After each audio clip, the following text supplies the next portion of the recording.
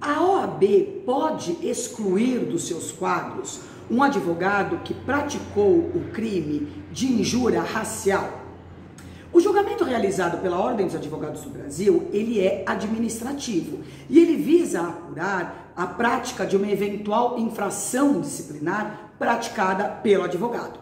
Mas será que o advogado que praticou um crime pode ser excluído dos quadros da OAB?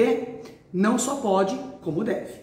Eu sou a Fernanda Gonçalves, advogada e professora, e quero conversar com vocês acerca de uma decisão da 23ª Turma de Ética e Disciplina da Ordem dos Advogados do Brasil, aqui do estado de São Paulo, que opinou pela expulsão de um advogado pela violação ao artigo 34, incisos 25 e 28 do Estatuto da Ordem dos Advogados do Brasil, consistente em manter uma conduta incompatível com a advocacia e praticar crime infamante. Antes de iniciarmos a análise deste fato, é preciso ter em mente que vigora em nosso ordenamento jurídico o princípio da independência de instâncias. E o que isso quer dizer? Isso significa que, pelo mesmo fato, a pessoa ela pode ser punida na esfera administrativa, na esfera penal e na esfera civil, sem que com isso acarrete uma tripla punição. Na esfera criminal, a penalidade ela vai ocorrer quando se constata a materialidade do crime, bem como a sua autoria, e aí, tramitando o processo criminal, sobrevém uma sentença penal condenatória. Na esfera civil, nós temos a possibilidade de pedir a reparação dos danos, seja dano material, seja dano moral, os dois ou qualquer outro tipo de ação pertinente a esse caso. E na esfera administrativa, as pessoas elas sofrem os processos disciplinares, que são presididos por seus órgãos de classe. No caso dos advogados, é a OAB que preside. No caso dos médicos, é o Conselho Regional de Medicina ou o Conselho Federal de Medicina e assim por diante. Então, esse princípio, ele estabelece que a pessoa que praticar um fato que configure crime pode ter reflexo na área criminal, ou na esfera administrativa, ou na esfera civil, sem dizer que já foi punido em uma e não pode ser punido em outra. Esse princípio autoriza a tripla punição.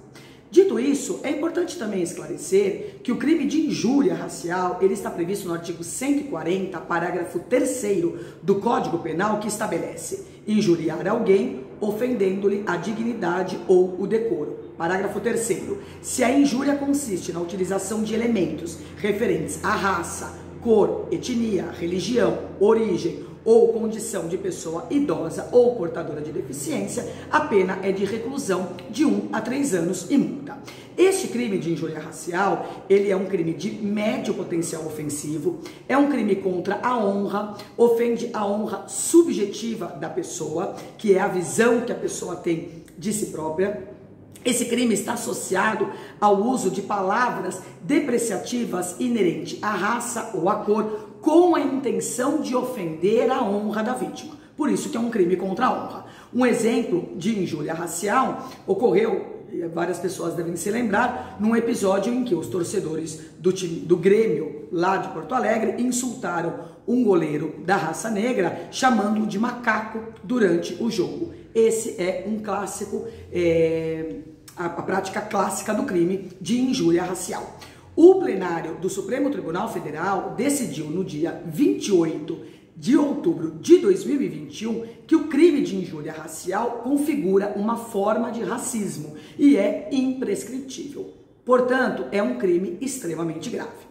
Vamos analisar agora o caso concreto que acarretou na expulsão de um advogado dos quadros da Ordem dos Advogados do Brasil, aqui do estado de São Paulo, que ele já havia praticado e sido condenado pelo crime de injúria racial. É a primeira vez que o Conselho Seccional da Ordem dos Advogados do Brasil adota essa postura e deve ser parabenizado com certeza.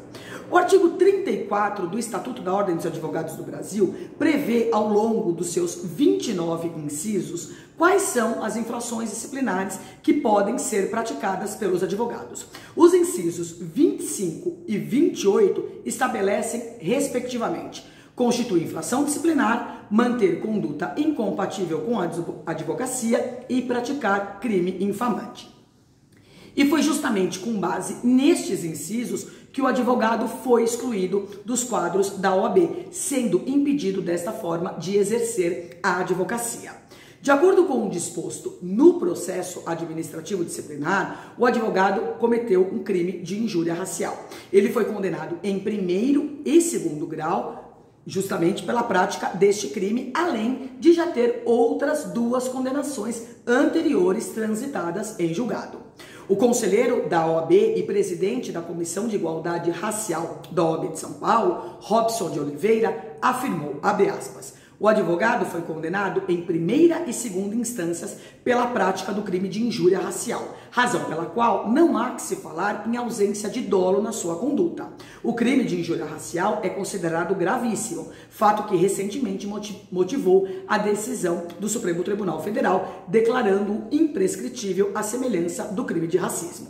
Uma das conselheiras, no julgamento desse processo administrativo, havia opinado pelo arquivamento do feito, entendendo que o advogado não havia praticado crime infamante e que ele não havia manchado, desta forma, a imagem da advocacia. Ademais, ela ainda observou que ele já havia recebido a sanção criminal.